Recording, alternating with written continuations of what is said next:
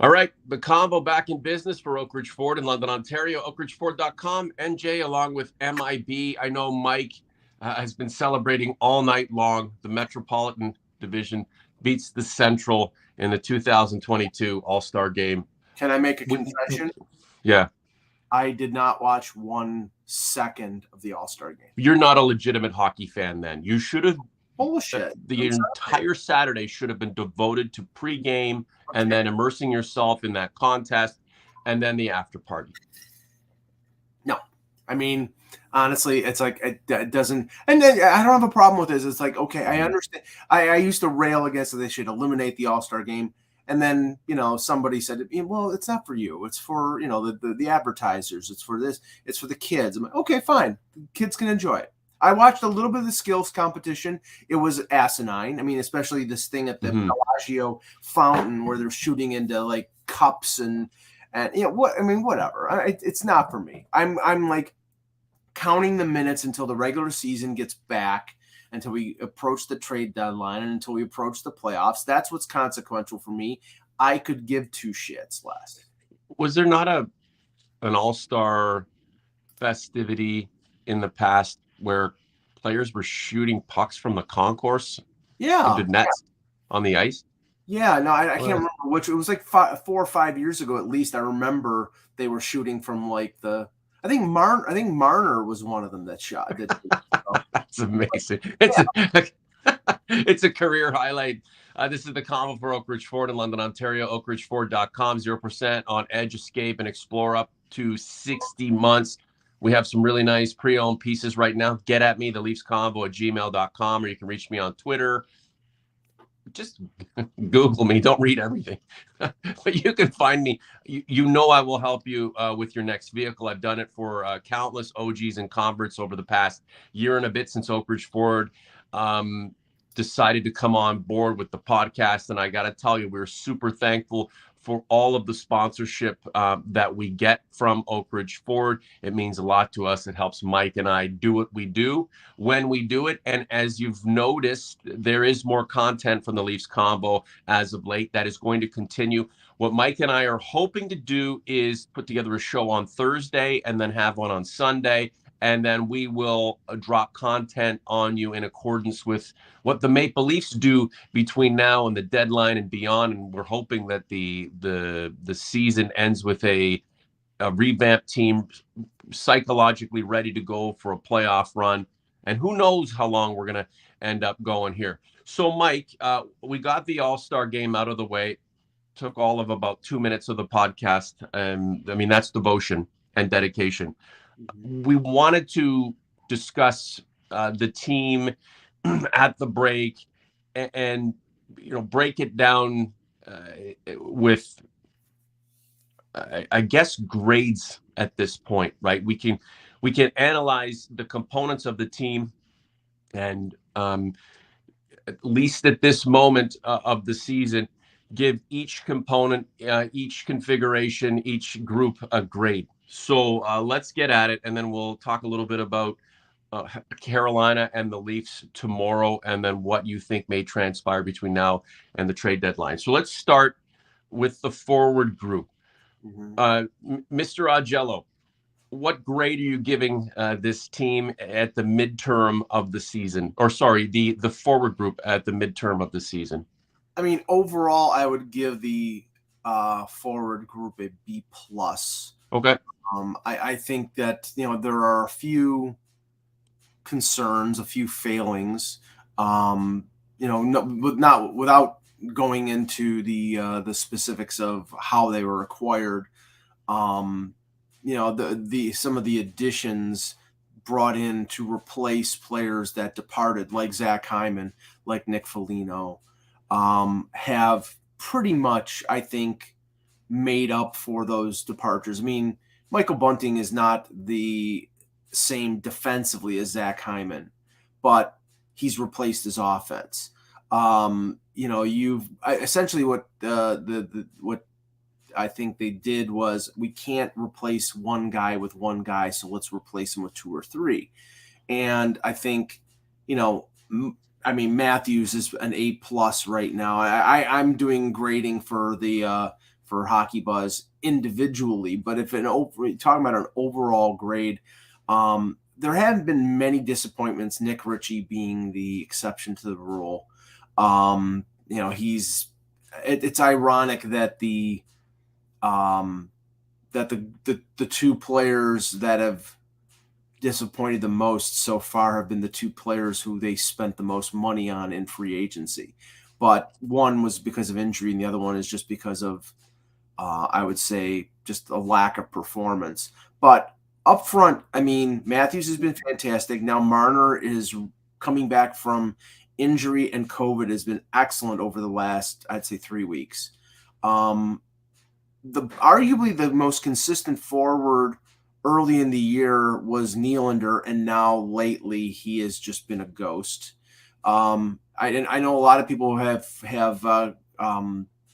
criticized Tavares for like disappearing, but if you look at his overall stats, he's a point per game. So it's like you can't really complain about that. Mm-hmm. And players that they've brought in who have filled roles like Bunting and Kasha and Kampf, they're all contributors in different ways. So I think overall the Leafs forwards have provided offense, and some of the players that they've brought in have also provided, the intangibles like face-offs, penalty killing, playing defense. So overall, it's a pretty good group. And if you're running with a B+ offense at this point in the season, with not the assurance, but the expectation that it will continue to perform at this level, you're in a really good position, at least offensively. Yeah, no, I mean, I think I right now, and we saw the failure in this last week where Sheldon Keefe tried to diversify the offense to make it a sort of a 3-line offensive attack. Let's move Marner off the top line.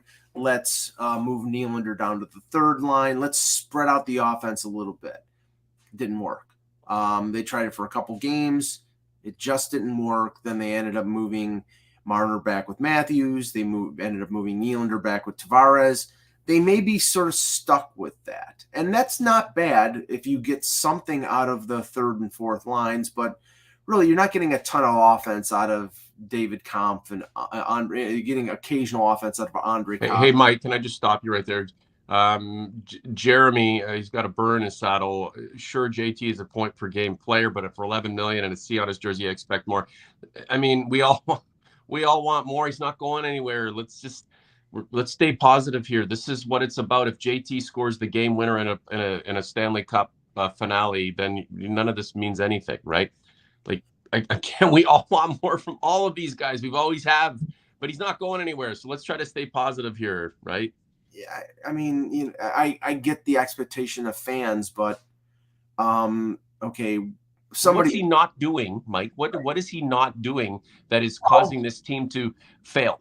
Right. What he's not doing is living up to the expectations of some Leaf fans that he's going to be a 100-point center every year. There's only so much puck to go around, man. Yeah, he's 31, I believe. Yeah. 32. He's still in the prime of his career. He still provides what he was brought in for more than anything was to be sort of the hinge, to be the counterpoint to Austin Matthews. Yep. To prevent other teams from just zeroing in on Matthews. And if they do that, then they have somebody like Tavares that's going to make them pay. And one of the reasons that they lost to Montreal in the playoffs last year is because Tavares got hurt in game one, and then Alex Kerfoot was your number 2 center. And Alex Kerfoot played well, but Matthews didn't perform. So I'm sorry, he's not a liability. I mean, would you prefer not to pay $11 million? Sure.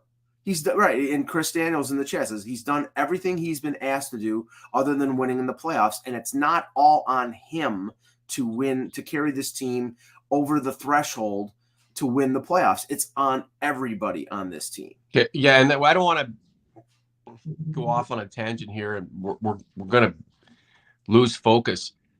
John Tavares and his contract are not the reason why the Leafs aren't going to win a Stanley Cup. They're all overpaid. Let's put it that way. They're all overpaid, right? They'll Yeah, never live up to their contract fully unless you're a golden boy like Austin Matthews, and that's fine. But at some, I mean, if he slumps, people are going to question him. and Again, this is not shit on John Tavares' day. We're just doing grades. It's a B plus for the offense, and all of these guys are going to have their moments. The defense, Mike, compared to last year, some chinks in the armor for sure. Would you grade the defense a B plus as well? no, I would say B. Now I'll offer a caveat to that. The top pairing is an A. Brody and Riley have been fantastic. Brody has been the best complement to Riley since Riley has been with the Leafs. They log big minutes. Riley's been good on the power play. He's having the best year since his 20-goal year a few years ago. Brody's not going to score a ton of points, but his job is to be sort of the hinge, the guy who stays back while Riley jumps into the offensive attack, and they work. It's a good tandem. That's where the success ends and the problems begin. I think that Muzzin has had his worst year since being a Leaf. He struggled early. Then he bounced back a little bit, but they split him and Justin Hall up because it just wasn't working. I thought he played a little better with Liljegren as his partner. Then now he's been concussed, so injury question marks are there. He's the only one of the everyday defensemen who's a minus. Although plus minus doesn't mean much because Justin Hall's a plus 10, but that plus 10 is coming like the last 5 or 6 games. Justin Hall has taken a step back. I think everybody would recognize that. I think that the young defensemen have been the reason for optimism. I think Sandin has played very well. I think Liljegren has played well. But the question is, what is their role? I think that they have to be bottom pairing guys going into the playoffs, not because they're not good, but because they don't have a lot of experience, and to put them in either one of them in a 20-plus minute a night role in the postseason is just unfair. I think you need to add experience on the blue line, and I think they would be better served as bottom pairing guys. Travis Dermott, it's just like he's taking up space. Maybe it's the problem that the expectation for Dermott from a few years ago, he has not met it. Is he an NHL defenseman? Sure. Is he as good as I thought or a lot of people thought he was going to be? No. And that's fine. Yeah. Mike, that is fine. Every player's on his own path. And not every player who starts with fanfare will develop a career, and conquer that career to the same fanfare or more.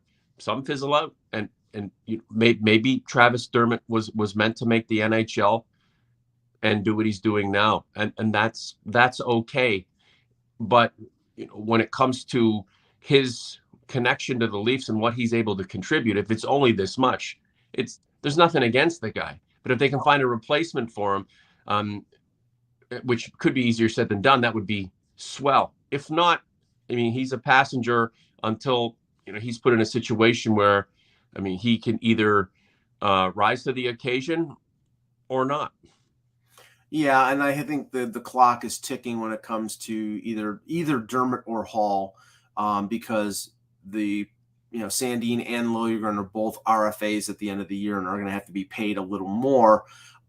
They can't do that when they're paying Dermott $1.5 million and Hall $2 million. So I think for one of them, it's probably their last year in Toronto, and maybe one of them get traded at the deadline. Although the whole point of bringing in a defenseman is to keep your depth, because that you'll need that in the playoffs. But overall, I mean, I would say the defense is a B, but I think the top pairing is an A. I'd say overall the second pairing is probably a B minus. Yep. And maybe the bottom pairing is a B or B plus, but overall it's a B. So we have a B plus for the offense, a B or B minus for the defense, Mike. B. Okay, I thought you wanted to throw a minus in there. I know you're itching to, but we're staying as positive as we can. And these grades, they're not set in stone by any means, Michael. We all know that. So B plus for the offense, B for the defense. The goaltending. Jack Campbell's, he's just been as phenomenal as he can be. Sure, statistically, he's tailed off a little bit, but remember, this is a team that gets up 4-1 and can't hold the lead and then wins. So he gets the win, but they've given up a couple of garbage goals in terms of his stats. They don't necessarily help him, but the wins are helping him. And again, he's taking on a workload unlike anything he's ever had to encounter in the past. So what's your grade for the goaltending tandem? And we have to expect that this is really a really temporary grade right now because the jury's still out on it. Well, I would say the overall grade is an A minus. I mean, it's mostly Campbell, and as you mentioned, and I analyzed in terms of his statistical breakdown.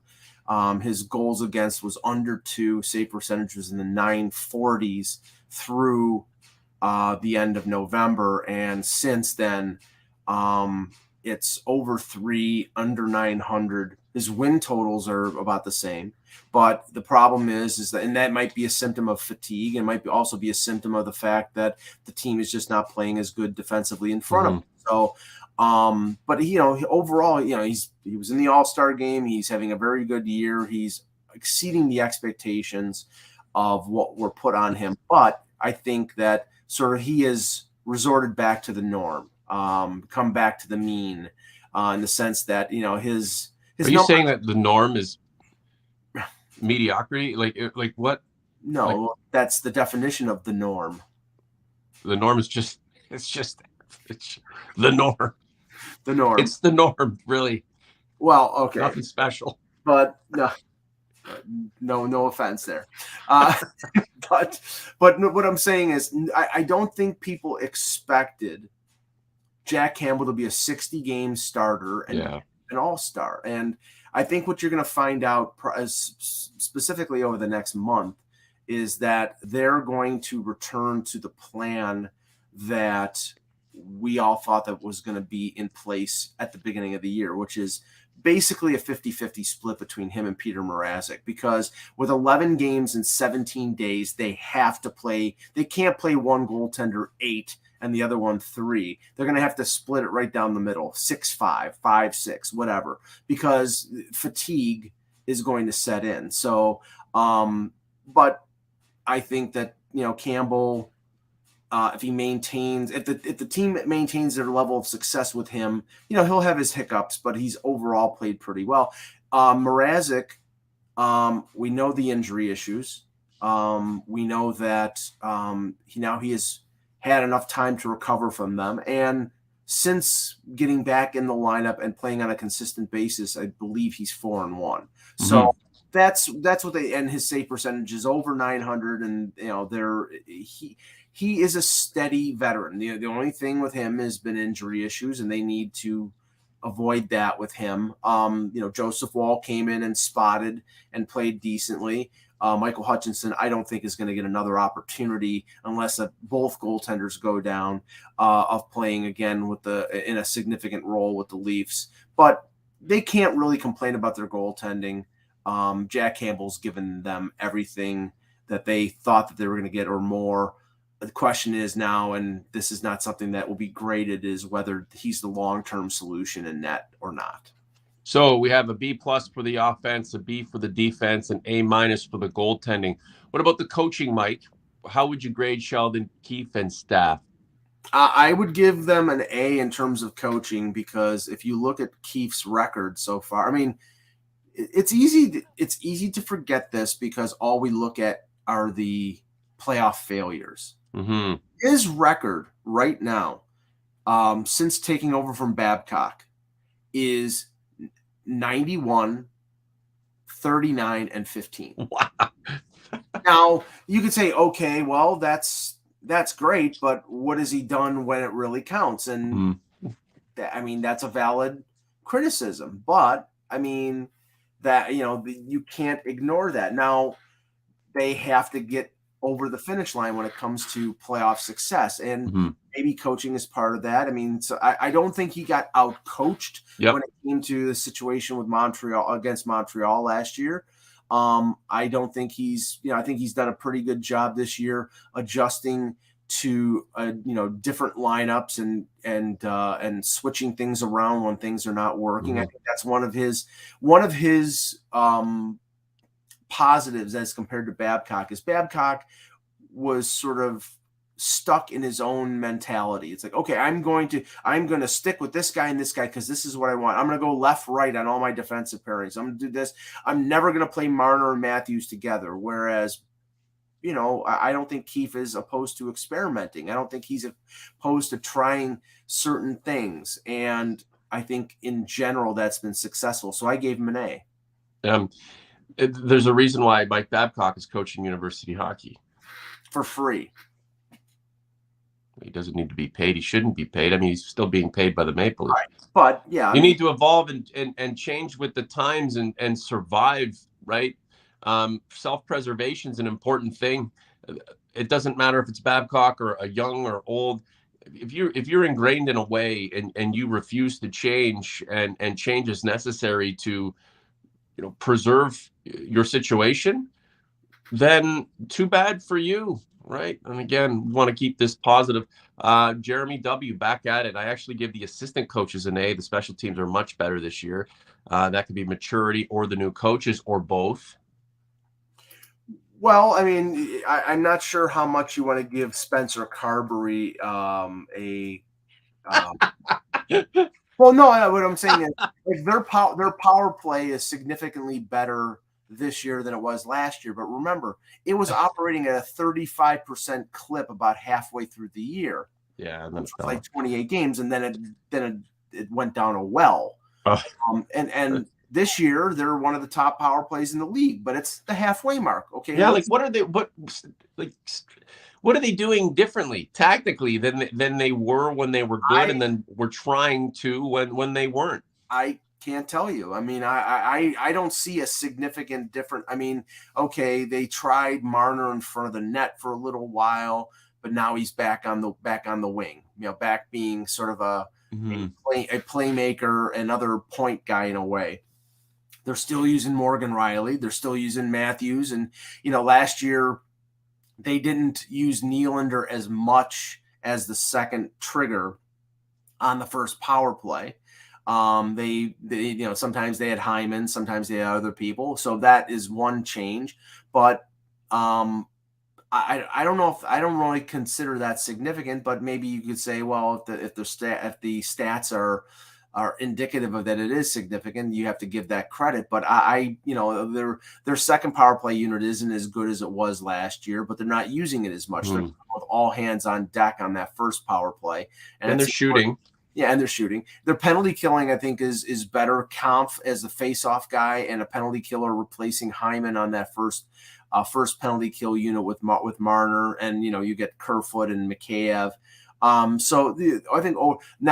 I think the weakness on their penalty kill is the fact that they have to use Riley and Brody on the PK because Hall and Muzzin have not been as good, and they really miss Zach Bogosian. Specifically on the penalty kill. He's strong in front of the net, pushed people around, and they really don't have that guy. They've used Liljegren, and I don't know if he fits that, but I think that one of the things they need at the deadline is that top four defenseman who can play on the PK.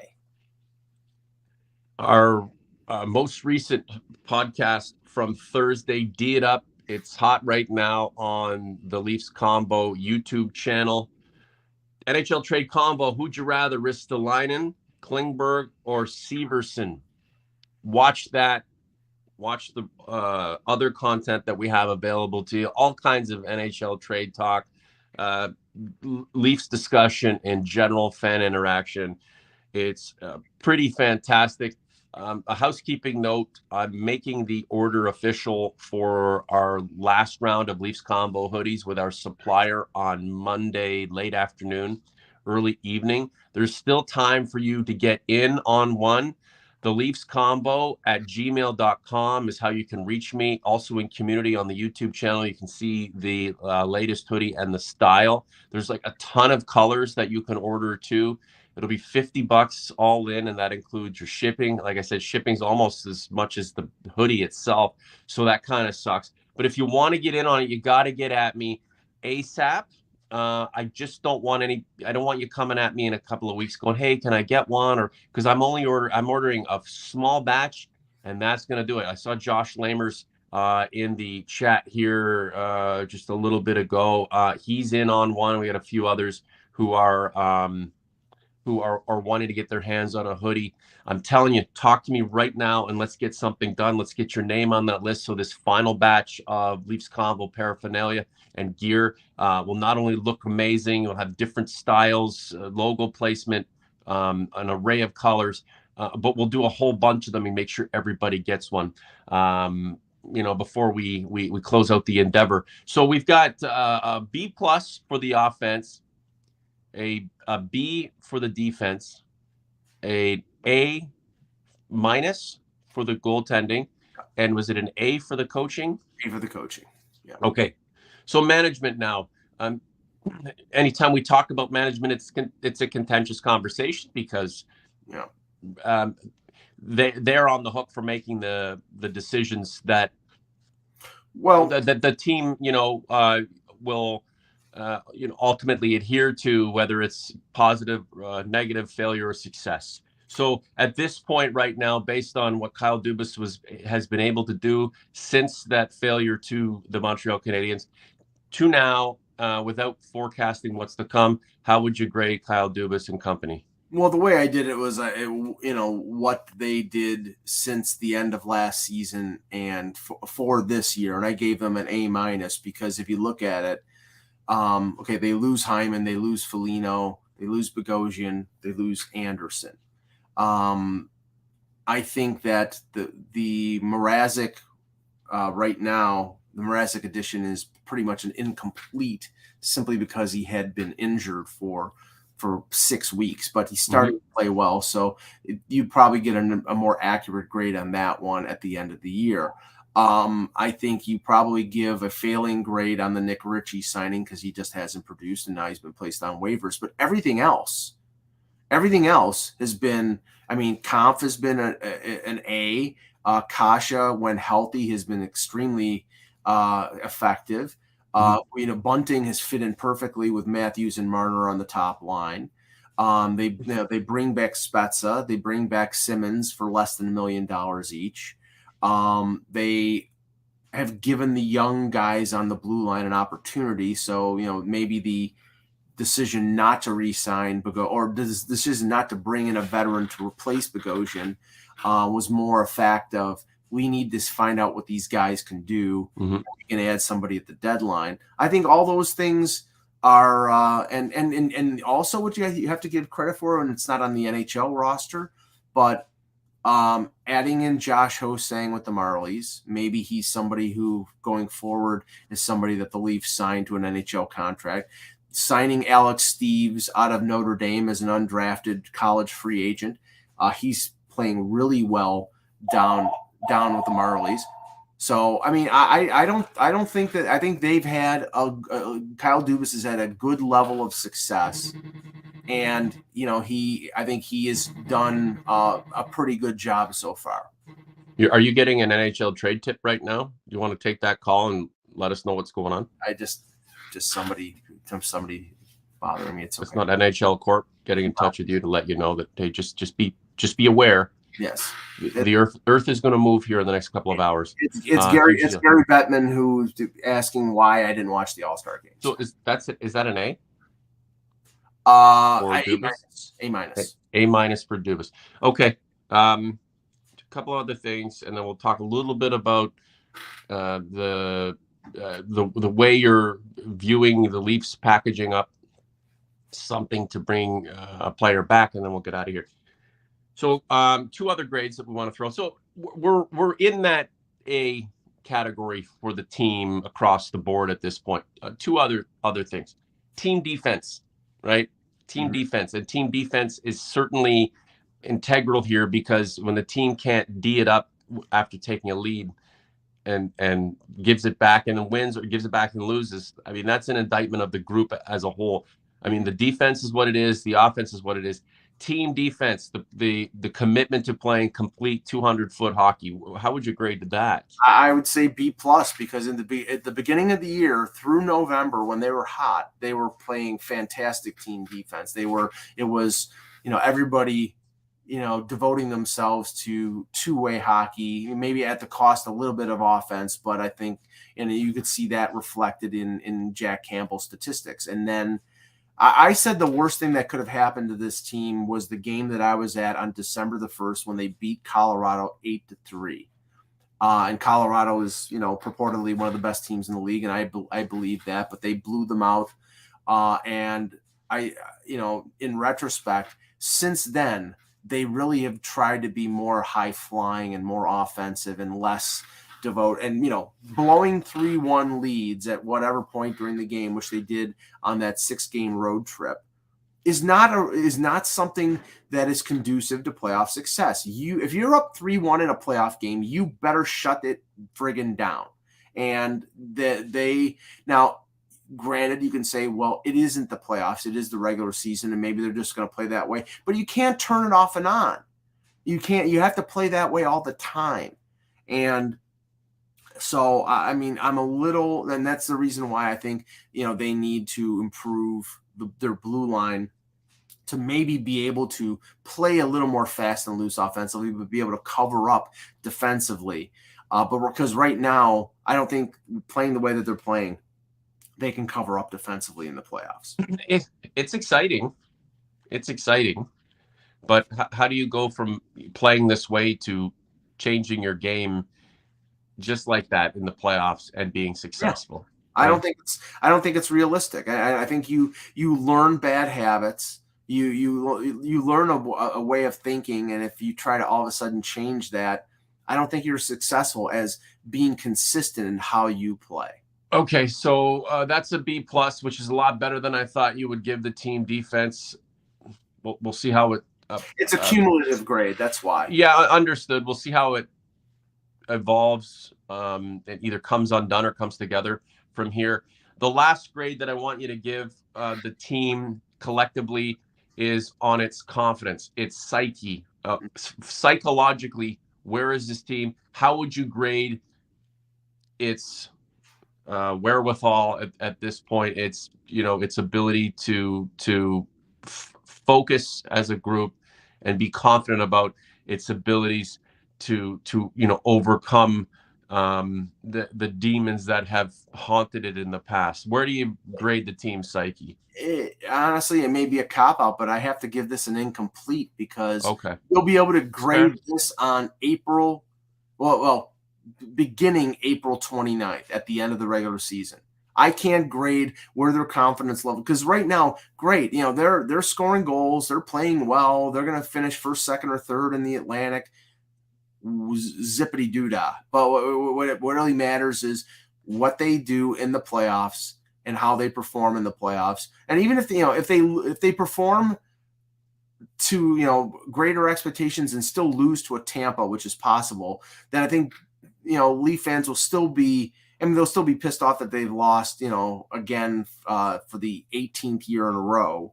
But they'll be encouraged by the fact that they stepped up and played. I mean, nobody can tell you that loss to Montreal wasn't a gut punch, because they were better than them. What did they learn from it? Right. It's like, I mean, okay, do you learn mental toughness? Okay, well, that'll be proven in the first round this year. Now, the thing is, they're not going to play as weak an opponent as the Montreal Canadiens in the first round. They're going to play either the Stanley Cup champion, Tampa Bay, or they're going to play the best team in the league, or one of the best teams in the league, in the Florida Panthers. Pick your poison. I mean, even if they finish and even if they win the division, they could play Boston, who's got a mental advantage over them for over the last few years, or Pittsburgh or Washington. I mean, there's not going to be an easy path. But the easy path was last year, and they blew that chance. Yeah, it is not only going to take talent to do this. It's clear. Yeah. It's that last year's loss to the Habs was a setback. No ifs, ands, or buts about it. It really wasn't a learning experience. It was just a setback. It set this team back a year. They should have won that playoff series and could have won another two and would have been further along in their path towards what we're all hoping will eventually be a Stanley Cup win for not just for the organization, for this group. So that's incomplete on the team psyche. Totally understandable. The OGs in the chat, I've seen Ristolainen's name come up. We talked about him potentially joining the Leafs. A few think that he's a perfect fit. I've seen Claude Giroux's name brought up, and I mean, we weren't really focused on forwards coming over. But you wanted to make a point about the Leafs maybe configuring a group on its end that would be at the ready to be sent out for reinforcements as the playoffs get closer and the trade deadline approaches. I think that the Leafs are going to be willing to trade their first round pick in a deal for a defenseman, and that might be enough in a sense of a Ristolainen, or on top of that, it might either a secondary draft pick or a prospect, but nothing of like major consequence. I mean, I don't see them trading like Nick Robertson or Amarov or some of their existing prospects unless it's a much bigger deal and it's somebody who's got term. That's why I don't think they're in on a Jacob Chychrun, because a Jacob Chychrun type of deal is like 3 pieces, and I don't think that the organization is willing to make that kind of move. But that's such a big move at a time where we're accessorizing, right, and not overhauling.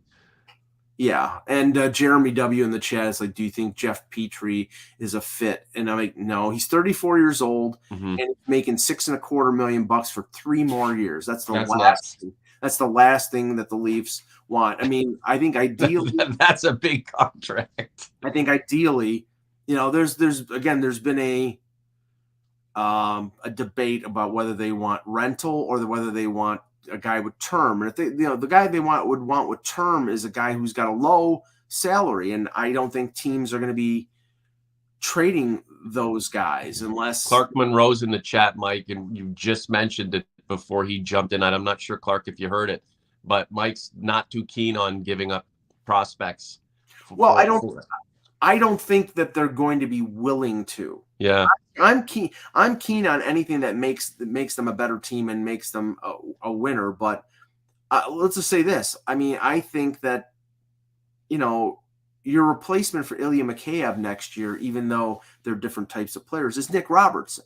Sure. So, you're not trading Nick Robertson and then letting, Mikheyev is probably not signing back here. Then you have a hole on the left side, and then you're going to have to fill it with what? Nick Ritchie or another, you hit the home run on getting Michael Bunting at $900,000 or $950,000. I mean, that doesn't happen every year. So I think that, now Amarov is a couple years away. If they have soured on him, which I don't think that they have, but I know that they're probably not exactly very happy at the development path that's going on with him in the KHL right now, because he had an injury, then he had COVID, and then he's playing for a team in the KHL that's first place in their division, and they're playing all their experienced guys, so he's not getting a lot of playing time, and now he's playing in the second division there. I mean, I bet you anything they want to get him over to play for the Marlies next year, but they might not be able to. But I don't think they've soured on him as a prospect. And you're not going to give up somebody who was a first-round pick when he's 20 years old, unless you've really soured on him, and I don't think they have. But I think they're going to look for a right-shot defenseman who can play on the second pairing. One little hiccup regarding one of the names that we mentioned on a previous convo was Josh Manson.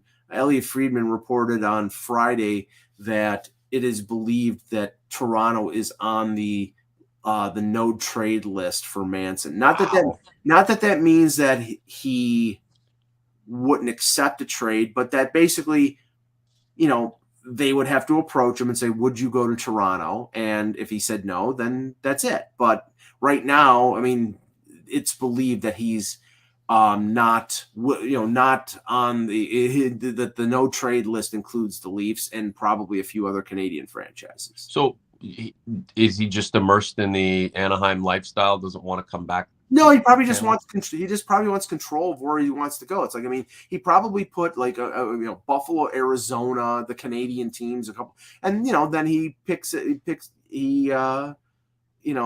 decision like, well, okay, Toronto is a contender. Do you want to go there? And if he wants to just control the situation, I don't think that's a bad thing. He's well within his rights to do so. Mm-hmm. I don't perceive even if they trade for Josh Manson that's a long-term solution. I think it's a stopgap. It's a rental. Yeah. Geez, the Leafs are like the Blue Jays in the early 2000s.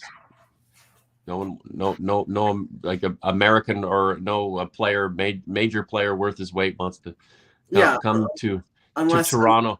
Yeah, unless you're paying him top dollar and he's living in the Skydome Hotel taking shots of steroids in his rear end. How the hell did Roger Clemens end up with the Blue Jays? Was he so upset with Boston at the time, and was his connection to Paul Beeston so integral that he ended up with and again, those were his two best statistical seasons in his career. Look at his last couple of years in Boston. He was going downhill. That's when he started taking steroids. He like, okay, Boston's not going to give me big money, so I'll go someplace else that is willing to give me big money, and I'll put up big years, and then I'll go someplace else like the Yankees or Houston or wherever he went. And he won his World Series when he went over to New York. God bless. And he won. Look, so the Jays won 3 Cy Youngs in a row: 96, 97, 98. Pat Henkin won the first one for the organization. And he was my favorite pitcher. And really interesting. But it was here for a good time, not a long time. Got his Cy Youngs and went to New York and won more Cy Youngs and World Series. And then I think he won one with the Houston Astros too. And he should be in the Hall of Fame because you can't just eradicate his prowess and everything he did for the game because we think he's a cheater. Anyway, that's another discussion. I feel like every one of those plaques with players who were tainted or connected to the steroid era should have it written on the plaque. But look, you make the judgment call yourself, but we can't eliminate them from the history of the game because Cooperstown is filled with the Righteous Brothers, right? Everybody in there. They should not have a team emblem on the cap. They should have a needle. Oh boy, yeah, it is what it is. And then there's Barry too. So just real quick, we've got the Leafs and we've got Carolina.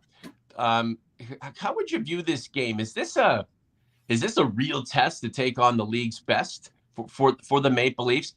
Do we put any pressure in this moment? Do we, is there any stock in this game beyond coming in after a sleepy All-Star break and taking on whomever is slated in the schedule, and it just so happens to be the best team in the league? Well, I mean, it's an equal playing field because Carolina is just going to be just as sleepy. But I think the thing that you bring from this game is it's the return of Freddie Anderson. Mm-hmm. That Freddie Anderson will be back for the first time. And like I said on a previous show, if you're going to honor him, don't honor him tomorrow with 500 fans and friends and family in the stands. Tip your hat to him next year when hopefully there are full buildings. But I think that's what it's going to be. It's like Freddie Anderson against his old team. That'll be the overwhelming narrative. I just have to say this, Norm, is the fact that Gary Bettman in his press conference on Friday, if you didn't think what he said about the draft and about how Canadian teams are taking it in the teeth, but financially based on the current restrictions, you're not paying attention. He's saying, I'm going to move the draft if the restrictions in Quebec don't change. And Canadian teams asked me to move games to the U.S. because of the restrictions, which is telling you, it's like, you better move a little quicker here, folks, because you're costing us billions of dollars. Mm-hmm. I think that's something that cannot be ignored. And the NHL is not. The NHL is concerned about one thing: making money. Mm-hmm. Well, it's as an organization, as a conglomerate, it's lost how much? And it's not the only industry that has lost gazillions of dollars over the past few years because of this pandemic. They're clearly looking for a way out, a path forward, and I don't blame them. I really don't. So I mean, at the end of the day, Mike, if the Leafs beat Carolina, all right, that's 2 more points. Let's see how they do it. If they lose, don't lose your shit over it. Last word to you. Yeah, it'll be 2 of the best teams in the league. I think there's still been a rivalry between these 2 teams. Even going back to 2002 when they met in the playoffs, but that's for people with long memories. But I think they're 2 of the better teams in the league, 2 of the better forward groups in the league. I think the difference between them is that Carolina has a much better overall defensive core than the Leafs do, and it should be an entertaining game. Yeah, who was in net for that series? The conference final, was it Arturs Urbe? Yeah, Urbe. Jesus. Yeah, and I'll never forget it. The Leafs were down in Game 6, and the great one, Matt Sundin, of course, scores another clutch playoff goal like he had done so many times prior. Big tied the game, and then Marty Jelena from around the corner. Big playoff performer, Mats was. Mm-hmm. Michael. Oh, Mr. Contrarian. OG's Commerce, thank you very much for being here for the chat. A ton of people. We appreciate it very much. Let everybody know what we're doing here, man. The content's going to ramp up over the next several months. We're going to have a lot of fun down the stretch, and hopefully it carries right through the regular season into a deep playoff run, and we can all go out like champions. Again, the hoodies. Everybody wants one when I don't have one. Now here's your opportunity to get one. So get at me now. I'm telling you. All right, let's get this done. Super Bowl next week. We'll get excited for that, and then the Leafs back in business, and hopefully all of these people at the top can figure this thing out, and let's get back to living life. For Mike, I'm Norm. Talk to you soon.